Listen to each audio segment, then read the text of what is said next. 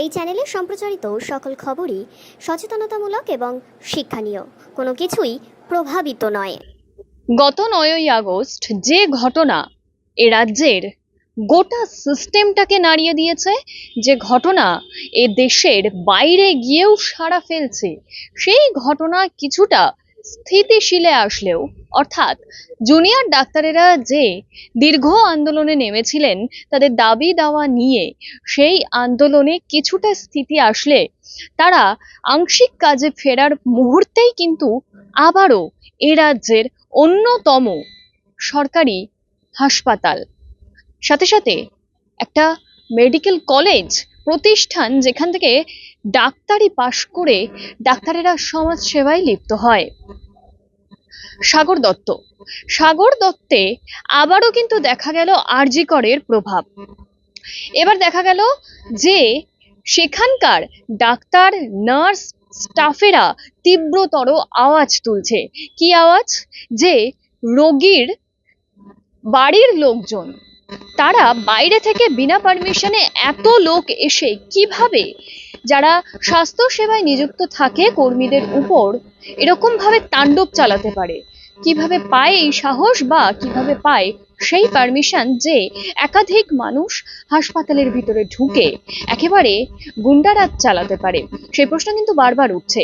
আজ আবারও আরজি করের একই দৃশ্য, অর্থাৎ আরজি করের 14ই আগস্ট রাত্রে বহিরাগতরা ঢুকে যে তাণ্ডব চালিয়েছিল, ঠিক সেই তাণ্ডবের কিছুটা চিত্র কিন্তু সাগর দত্তে দেখা গেল।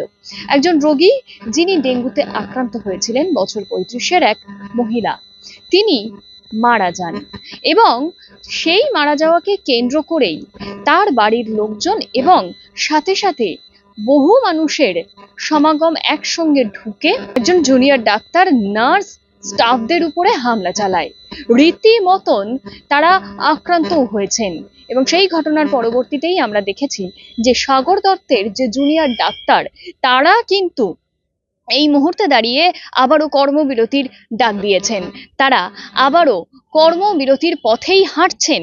বারবার কেন যারা স্বাস্থ্য সেবায় নিযুক্ত থাকে তারা এভাবে আক্রান্ত হতে থাকবে? তাদের নিরাপত্তা, যে নিরাপত্তাকে বারবার কেন্দ্র করেই কিন্তু জুনিয়র ডাক্তারেরা একাধিকবার মুখ্যমন্ত্রী মমতা ব্যানার্জির কাছে নবান্ন অভিযান থেকে শুরু করে লালবাজার অভিযান, কালীঘাটের তার নিজের বাড়িতে বৈঠকে বসেছেন। একাধিক জটিলতা, একাধিক বাগদন্ডার মধ্যে দিয়ে কিছুটা হলেও সেই বৈঠক সম্পন্ন হওয়ার পরও কিন্তু জুনিয়র ডাক্তারেরা সন্তুষ্ট হননি সেই বৈঠকে যে সিদ্ধান্ত নেওয়া হয়েছিল তার উপর। তবুও তারা আংশিক কাজে ফেরার সিদ্ধান্তে নামেন এবং সেই কাজে ফেরার মুহূর্তেই আবারও দেখা গেল জুনিয়র ডাক্তারদের উপর এই আক্রমণ। তাদের যে নিরাপত্তা, তাদের যে প্রত্যেক সময়ের মহিলা পুরুষ নির্বিশেষে তাদের যে সিস্টেমিক যে পলিসি, তার উপরে বারবার যে আক্রমণ আনা হচ্ছে, সেই প্রশ্ন চিহ্নটা কিন্তু তীব্রতর হয়ে উঠছে, কোনোভাবেই সুরাহা মিলছে না। দেখাবো সাগর দত্তের সেই চিত্র, যে চিত্রকে কেন্দ্র করে সাগর দত্তের জুনিয়র ডাক্তার যারা আছেন তারা আজ কর্মবিরতির ডাক দিচ্ছেন।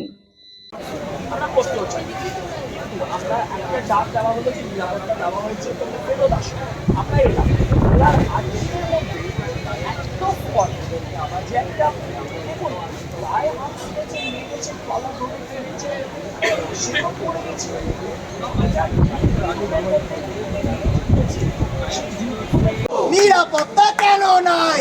আর কত আমায় চাই? নিরাপত্তা কবে পাবো? আর কত মার খাবো? মিটিং বন্ধ করো, সিকিউরিটি শক্ত করো। মিটিং বন্ধ করো, সিকিউরিটি শক্ত করো। মিটিং বন্ধ করো। এটা কারা বলেছে? এটা কারা বলেছে? এটা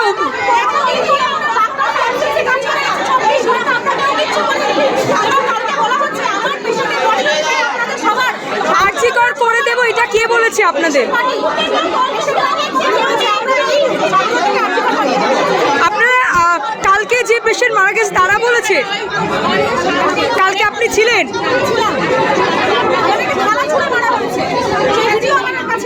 কতটা আতঙ্কিত?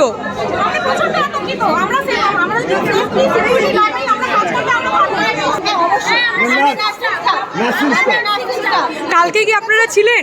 আমাদের অন্যান্য সহকর্মীরা ছিলেন, ঠিক আছে?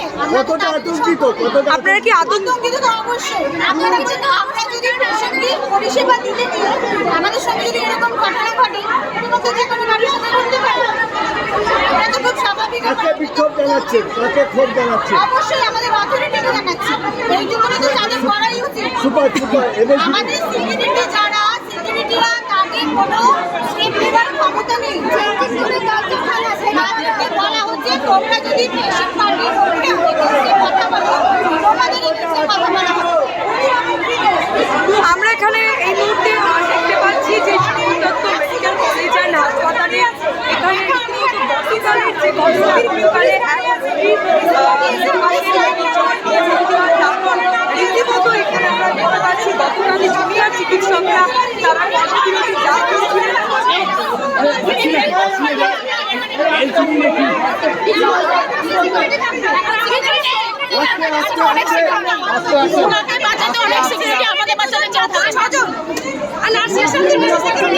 আমাদের বাচ্চাদের কেউ থাকে না। তাহলে আপনাদের না উনি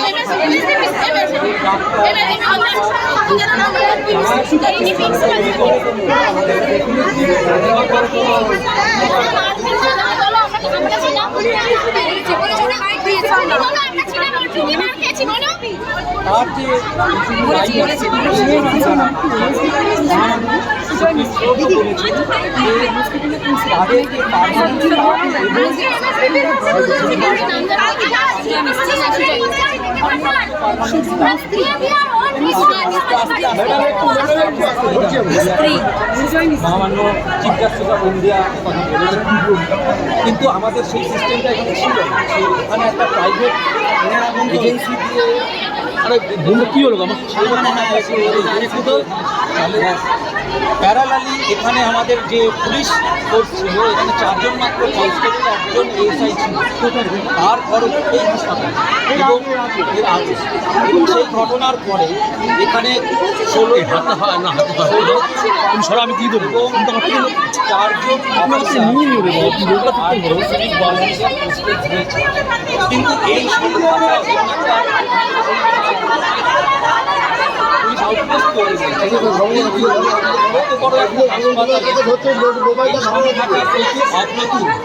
আরো বেশি সংখ্যায় এখানে ট্রেন্ড পার্মানেন্ট সিকিউরিটি গার্ডের প্রয়োজন আছে। আপনাদের মিডিয়ার পার্মানেন্ট ট্রেন্ড অবশ্যই নয়।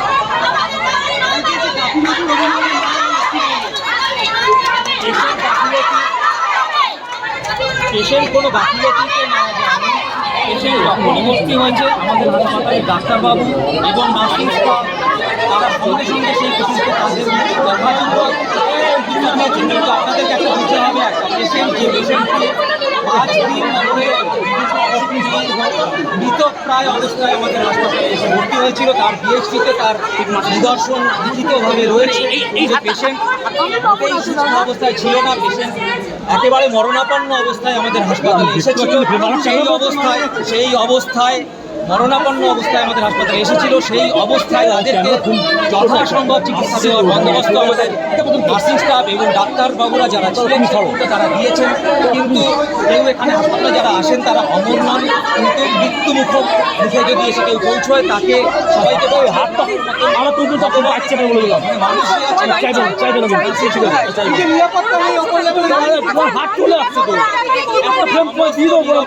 করতে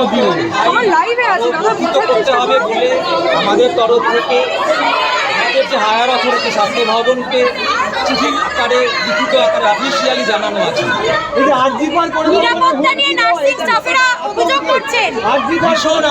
ভীষণ আতঙ্কের এই ঘটনাটা আরজিকরের ঘটনার পরবর্তীতে বহু লোককে বহু জায়গায় এই হুমকি দিতে শোনা যাচ্ছে। এই হুমকি স্বাস্থ্য পরিষেবার জন্য অত্যন্ত খারাপ, স্বাস্থ্য পরিষেবাকে আরও খারাপ দিকে নিয়ে যাবে। তার কারণ চিকিৎসক এবং নার্সিং স্টাফ তারা যদি সুস্থভাবে তাদের কর্মক্ষেত্রে কাজ না করতে পারে, তাদের মাথা শান্ত রেখে যদি না কাজ করতে তাদের দেওয়া হয়, তাহলে পরে যে তাদেরকে যে অবস্থায় কাজ করতে হয়, যেখানে যে কঠিন অবস্থায় রুগীদেরকে নিয়ে কাজ করতে হয়, সেই কাজ আরও খারাপ হবে। পুলিশ আউটপোস্টের ভূমিকা কি? পুলিশ আউটপোস্ট যা আগে ছিল তার থেকে সংখ্যা যদিও বাড়ানো হয়েছে, কিন্তু সেই সংখ্যা অপ্রতুল। আরও প্রয়োজন আছে আমাদের এরকম একটা হাসপাতাল।